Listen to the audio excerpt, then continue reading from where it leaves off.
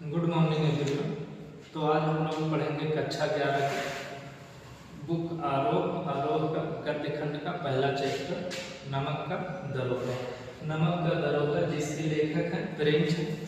प्रेमचंद का जन्म 31 जुलाई 1880 को वाराणसी में हुआ था और इनकी मृत्यु 8 अक्टूबर 1936 को हो गई थी।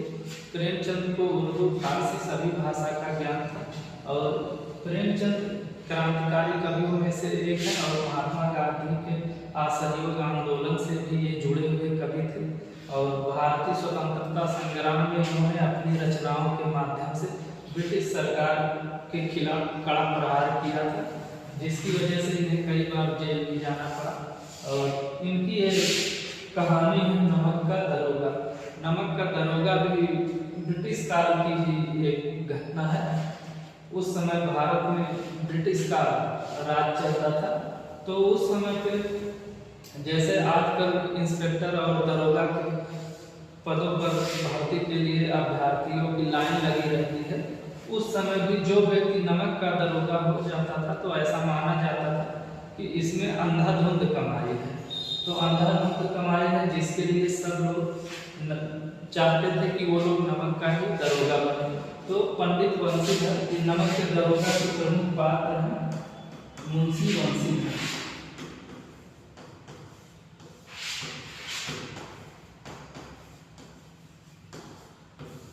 मुंशी बंसीधर पढ़े लिखे और उस समय स्नातक पढ़े हुए थे और ये बहुत ही गरीब परिवार से थे। तो इनके घर के लोग, इनके माता पिता ये चाहते थे कि इनका बेटा दरोगा बने। और दरोगा में कौन सा दरोगा? नमक का दरोगा।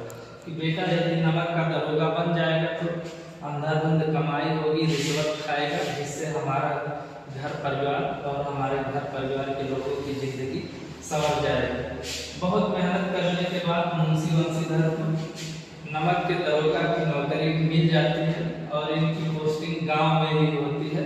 और गांव में होती है, ये एक बार रात में सोए रहते हैं और गाड़ियों की खटर पटर की आवाज़ होती है, तो सिपाहियों ने इन्हें जगाया। तो इन्होंने जब देखा, पुल के पास गए तो उधर से नमक से लदी हुई गाड़ियां आ रही थी, जिस गाड़ी को इन्होंने पकड़ लिया। पकड़कर जैसे इन्होंने गाड़ी को पकड़ा, गाड़ी के ड्राइवरों ने गाड़ी मालिक को फोन किया और जो गाड़ी मालिक था पंडित आलोपी।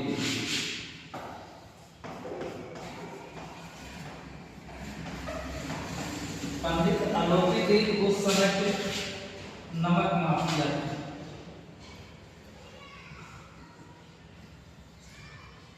पंडित आलोपी थी उस समय के नमक की माफिया थे और इनकी गाड़ी जब पकड़ ली जाती है तो ये आते हैं बंसीधर से कहते हैं 1000 ले लीजिए या कुछ पैसा ले लीजिए, हमारा और आपका कुछ बटा तो है नहीं, जो मेरा है वो आपका है, तो आप इन गाड़ियों को पकड़िए मत, छोड़ दीजिए। लेकिन मुंशी बंसीधर के अंदर सिंघम की आत्मा आ चुकी थी और इन्होंने कहा कि हम आपकी गाड़ी को नहीं छोड़ेंगे। फिर मामला कोर्ट में जाता है और पंडित आलोपी दीन उस समय के बहुत बड़े कारोबारी थे और कारोबारी आप लोगों के शब्दों में कहें तो बहुत बड़े माफिया थे। किसके माफिया थे? नमक के माफिया थे। ये नमक की कालाबाजारी करवाते थे। इन्होंने अपने पैसे के दम से बंसीधर की नौकरी से हटवा दिया। नौकरी जब छूट गई, बंसीधर उदास होकर के घर पहुंचते हैं। घर पे पिताजी इनको बहुत उल्टा सीधा बोलते हैं और अगर से ये वहाँ से हटते नहीं तो पिताजी इनका सर भी फोड़ देते। उसके बाद माँ के पास जाते हैं। माँ कुछ नहीं कहती हैं, लेकिन उनका भी चेहरा उदास हो जाता है और इनकी जो पत्नी रहती है वो तो इनसे सीधे मुँह बात ही नहीं करती। लगभग 1 सप्ताह तक इनसे बात ही नहीं करती, क्योंकि ऐसा मानना था कि उसके पति की नौकरी चली गई है तो उसको लहंगा कहाँ से आएगा, और लहंगा नहीं आएगा, इसलिए पत्नी इनसे बहुत ज़्यादा नाराज थी और इनसे बातचीत करना बंद कर दी। इनके पिता का कहना था कि नौकरी क्या है, नौकरी में जो सैलरी मिलती है, सैलरी तो ईद का चांद है, जो महीने में एक बार दिखेगा और ख़त्म हो जाएगा, और रिश्वत जो है वो ईश्वर का प्रसाद है जो हमें रोज खाना चाहिए और जिससे हमारा जीवन चलता रहे। उसके बाद ऐसे तैसे वंशीधर की जिंदगी गुजर रही थी। एक दिन अलौकिक दिन आते हैं, इनके घर गाड़ी रुकती है। उसके बाद कहते हैं पंडित जी हम तो आए हैं आपके यहाँ, और आज आपसे जो कुछ भी कहेंगे आप मना मत करिएगा। तो ये कहते हैं हमारी क्या औकात, हम जो आपको मना करें, आप तो पूरे क्षेत्र के मालिक हैं। इनके पिताजी बहुत दिन की चापलूसी करते हैं। फिर अलौकिक दिन एक कागज निकालते हैं अपनी जेब से, और उसमें लिखा रहता है कि मुंशी वंशीधर को वो अपनी जायदाद का अस्थायी मैनेजर नियुक्त करते हैं, और 6,000 रुपये इनको तनख्वाह देते हैं। उस समय 6,000 रुपये प्लस रहना,